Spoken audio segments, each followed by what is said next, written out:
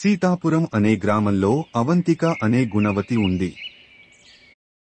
అవంతికతో Maggi కొద్దిసేపు మాట్లాడిన తర్వాత మాగీకి మాయాశక్తులు ఉన్నాయని అవంతికకు అర్థమైంది. మాగీ, నువ్వు నాకు కొంచెం సహాయం చేస్తావా? చెప్పు అవంతిక, నీకోసం ఏదైనా చేస్తాను. మా అత్తయ్య నన్ను ప్రేమగా చూసుకునేలా మార్చగలవా? మార్చగలను, కానీ నా శక్తులతో కాదు, తనకు బుద్ధి చెప్పి మారుస్తాను. అవునా? నువ్వు ఎలా అయినా చెయ్యి, కాని మా అత్తయ్య మారాలి. ఇలాగా అవంతిక మరి మాగీ మాట్లాడిన కొంత సమయానికి అక్కడి నుండి బయలుదేరి ఇంటికి వెళ్ళింది. అత్త అవంతికతో ఇలా అంటుంది.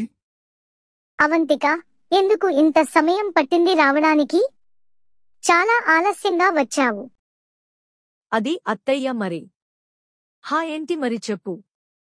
చెప్పకుండా నానుస్తూ ఉన్నావు. అత్త కోపంతో అవంతికను అడుగుతూ ఉండడంతో అవంతిక భయంతో నిలబడిపోయి చూస్తూ ఉంటుంది. అది గమనించిన మాగీ అవంతికతో ఇలా అంటుంది. సరే, తల తిరుగుతుంది అని చెప్పి పడిపో అవంతిక. అవంతికకు ఏమి చేయాలో అర్థం కాక మాగీ చెప్పినట్టే చేస్తుంది. అవంతిక, అవంతిక, ఏమి అయ్యింది? గంగవ్వకి ఏమీ అర్థం కాని స్థితిలో ఉండిపోయి తనలో తానే ఇలా అనుకుంటుంది. నా కొడుకుకి తెలిస్తే ఇంకా ఏముంటుంది? నేను ఇంకా చాలా బాధ పెడుతున్నాను అనుకోడు. ఇది ఏం కర్మరా నాయనా, నా కోడలు ఇప్పుడు పడిపోవాలా? చుట్టుపక్కవాళ్లు వాడికి చెప్తారేమో.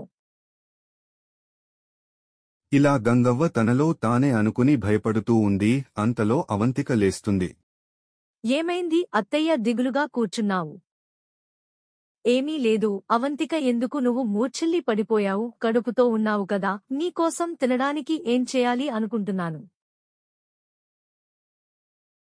మీరు చేయడం ఎందుకులే అత్తయ్య, నేనే చేస్తాను వంట, నేను బాగానే ఉన్నాను.